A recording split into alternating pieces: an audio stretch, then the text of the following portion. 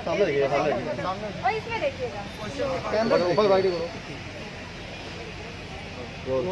मरने वाले दंपत्ति जो मरे हैं वो स्पष्ट कारण है, आज मीडिया ने भी छापा है कि आर्थिक संकट से मरे हैं। हम लोग लगातार 2 महीने से मध्यम वर्गीय, निचले वर्ग, मध्यम वर्गीय, उच्च मध्यम वर्गीय परिवार के अभिभावक आवाज उठा रहे हैं कि फीस वाकई में गले की फांसी है। आज दंपत्ति ने लगा करके ये बात कहीं ना कहीं अपना दर्द जो परिवार आदमी बच्चे कह नहीं पाता, बच्चों के लालन पोषण में कोरोना काल में आदमी आर्थिक रूप से उलझा हुआ है। सरकार को इसमें तत्काल अगर निर्णय लिया होता सरकार ने तो ये मौत नहीं हुई होती। इस मौत के लिए दोषी हम पूर्ण रूप से सरकार को मानते हैं और आज ये मांग करते हैं कि इस पे हत्या का मुकदमा चलना चाहिए। आत्महत्या नहीं हुई है, ये सरासर हत्या है। सरकार की संवेदनहीनता का सबसे बड़ा उदाहरण यही है। क्या नाम है आपका? बच्चों को कैसे पाला? बच्चों के पालन पोषण की पूरी जिम्मेदारी हम लोग सामूहिक रूप से लेंगे और बच्चों को पढ़ाने से लेकर के और उनके परिवार वाले आगे आते, बच्चों की पढ़ाई लिखाई में हम लोग पूरा सहयोग करेंगे।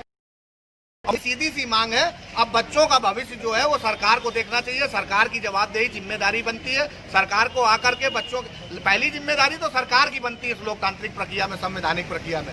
अगर सरकार जिम्मेदारी से पीछे हटेगी तो पढ़ाई लिखाई हम लोग और पैसा सरकार से कम 10 लाख रुपए जमा होना चाहिए बच्चों के अकाउंट में, जिससे कि उनका लालन पालन पोषण हो सके। आपका क्या नाम है? मनीष शर्मा। उनकी हत्या भी कर रहे हैं।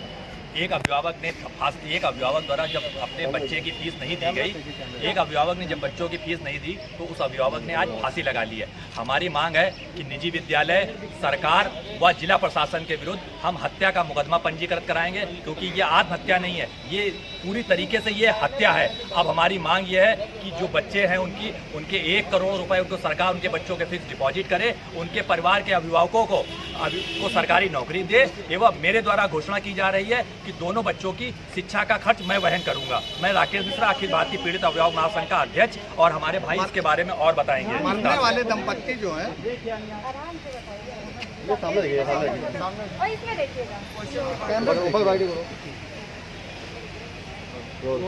मरने वाले दंपत्ति जो मरे हैं वो स्पष्ट कारण है, आज मीडिया ने भी छापा है कि आर्थिक संकट से मरे हैं। हम लोग लगातार 2 महीने से मध्यम वर्गीय, निचले वर्ग, मध्यम वर्गीय, उच्च मध्यम वर्गीय परिवार के अभिभावक आवाज उठा रहे हैं कि फीस वाकई में गले की फांसी है। आज दंपत्ति ने लगा करके ये बात कहीं ना कहीं अपना दर्द जो परिवार आदमी बच्चे कह नहीं पाता, बच्चों के लालन पोषण में कोरोना काल में आदमी आर्थिक रूप से उलझा हुआ है।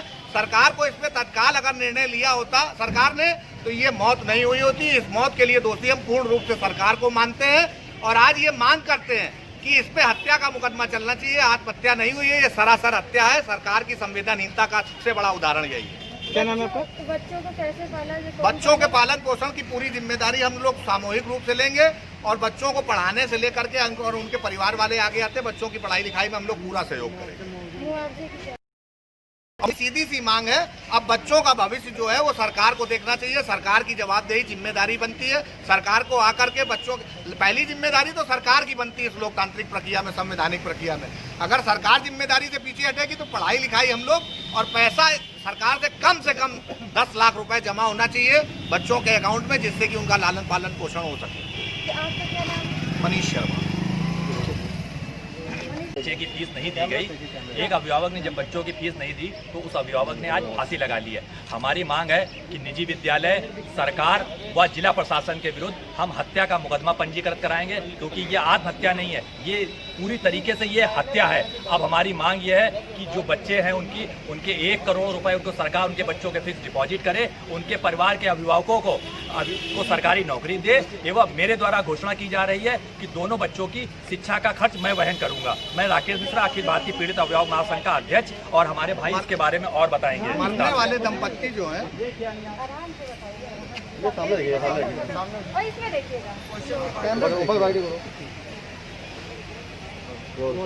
मरने वाले दंपत्ति जो मरे हैं वो स्पष्ट कारण है, आज मीडिया ने भी छापा है कि आर्थिक संकट से मरे हैं। हम लोग लगातार 2 महीने से मध्यम वर्गीय, निचले वर्ग, मध्यम वर्गीय, उच्च मध्यम वर्गीय परिवार के अभिभावक आवाज उठा रहे हैं कि फीस वाकई में गले की फांसी है। आज दंपत्ति ने लगा करके ये बात कहीं ना कहीं अपना दर्द जो परिवार आदमी बच्चे कह नहीं पाता, बच्चों के लालन पोषण में कोरोना काल में आदमी आर्थिक रूप से उलझा हुआ है।